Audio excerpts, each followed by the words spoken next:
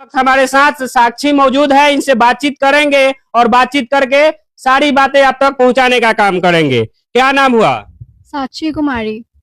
कितना नंबर आया हुआ है आपका? 463। अभी नंबर आया, खुशी होना चाहिए, आगे अपना लक्ष्य नहीं तोड़ना चाहिए, ठीक है।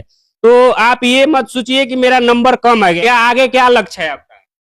सिविल सर्विसेज ज्वाइन करना है। एप्लीकेशन के लिए आपको बुलाया गया था, वहां बुलाया गया तो आपसे क्या पूछा गया?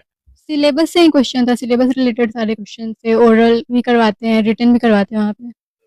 कुछ हार्ड क्वेश्चन तो नहीं पूछा गया था? नहीं, कुछ हार्ड नहीं होता है, सब सिलेबस से होता है। आगे आपका क्या लक्ष्य है? सिविल सर्विसेज ही ज्वाइन करना है।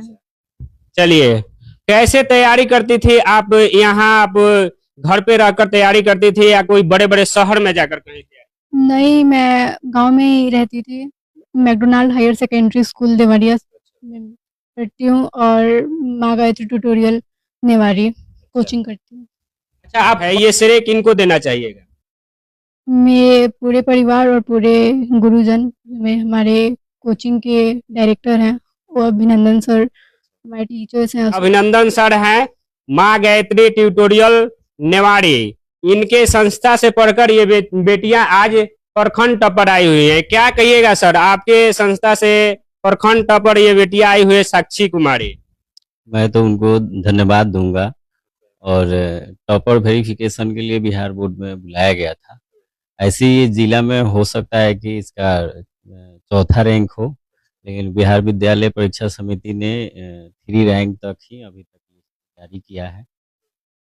और अच्छा सर, ये एक बात बताइए कि आप हमेशा टॉपर मंगाते हैं अपने संस्था से, क्या कोई रामबाण है जो बच्चों को बता दीजिए, उस रामबाण से सभी बच्चे टॉपर आ जाए? रामबाण तो नहीं है, मेहनत है।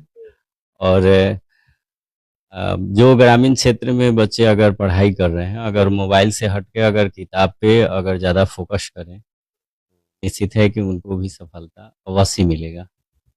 ये बात बताइएगा कि कैसे आप पढ़ाते हैं, क्या रूटीन होती है कि आपके संस्था से हमेशा 2 बच्चे 3 बच्चे टॉपर आते ही हैं, प्रखंड टॉपर हो, जिला टॉपर हो, बिहार टॉपर हो, आना निश्चित होता है? पहले तो बच्चे का जो लक्ष्य है उसको एक शिक्षक को समझना पड़ेगा कि बच्चे जो है वो किस तरह के पढ़ना चाह रहे हैं, वो क्या चाहता है। लेकिन देखा जाता है कि टीचर अपने खुद सवाल बनाते हैं, समझते हैं, बच्चों को ध्यान देते नहीं है। किताब के केवल सवाल सॉल्यूशन करने से नहीं होगा, बच्चा कितना किया इस पर हम लोग ज़्यादा फोकस करते हैं। हाँ, पेरेंट्स का तो सहयोग बहुत होता है। अगर पेरेंट्स का सहयोग नहीं है तो बच्चा को टॉप मंगाना या टॉपर आना बहुत मुश्किल है। क्या संदेश दीजिएगा सर, जो पेरेंट्स देख रहे हैं, जो लालसा रखते हैं कि हमारे भी बच्चे आए टॉपर में? बच्चे पर विशेष आज ज़रूरत है विशेष ध्यान देने की। जैसे उसको ध्यान भटकाने के लिए घर में मोबाइल जो है उससे अगर 4-5 घंटा अगर दूर होकर और पढ़ाई पर फोकस करे तो बेहतर कर सकता है। इसमें भूमिका गार्जियन को ही निभाना पड़ेगा। कैसे कैसे पढ़ाते हैं सर, ऑनलाइन पढ़ाते हैं या ऑफलाइन पढ़ाते हैं? हम तो अभी ऑफलाइन ही पढ़ाते हैं, ऑफलाइन में ही हम लोग ज़्यादा विश्वास करते हैं। चलिए, ये भी जो साक्षी है, इनके चाचा जी भी हैं, इनसे बातचीत करेंगे। कैसा महसूस हो रहा है आज की आपकी बेटियां? अच्छा महसूस हो रहा है। क्या कहिएगा, आज कैसे तैयारी कराते हैं बच्चिया को कि आज हमेशा मैट्रिक में भी ये टॉपर आई और ये इंटरमीडिएट में भी टॉपर आई? और मेन बात है कि ये शुरू से ही पढ़ने में इच्छुक है। कुछ बच्चे ऐसे होते हैं कि जिनको पढ़ाई पर ध्यान नहीं आता है, ये खुद ही पढ़ाई पर अपना ध्यान देती है। तो क्या कहिएगा जो आज के डेट में मोबाइल में लगे रहते हैं, हमेशा रील के चक्कर में रहते हैं? तो बच्चा कभी भी सक्षम नहीं ना हो सकता है। अभी मोबाइल से दूर रहती है, मोबाइल से उतना ही रहती है जितना जरूरत हो। कैसा महसूस हो रहा है आज आपकी स्टूडेंट पर आई हुई? सबसे पहले आपको धन्यवाद देना चाहेंगे कि आप यहाँ दूर तक आए। और जैसा कि आप जानते हैं कि जब खुशी मिलती है, अगर कोई सफल होता है तो उसमें सबकी खुशी रहती है। आज हम भी बहुत खुश हैं और पहले से ही मेरा ख्याल था कि हाँ, ये टॉपर आएंगे, जरूर आएंगे। क्या कैसे पढ़ाते हैं सर आपके कोचिंग से? अभिनंदन सर जो है, एमजीटी जो संस्था है, हमेशा आप लोग टॉपर मंगाते ही। जी बिल्कुल, सब कोई अच्छी तरह ढंग से जाता है कि सफलता ही, अगर सफल होना है तो उसके लिए मेहनत की सबसे ज़्यादा ज़रूरत होती है और पूरे डेडिकेशन और फोकस के साथ। अगर आप जो तय कर लिए उसको पाना है तो आप ज़रूर पाएँगे, क्योंकि मन के हारे हार है, मन के जीते जीत।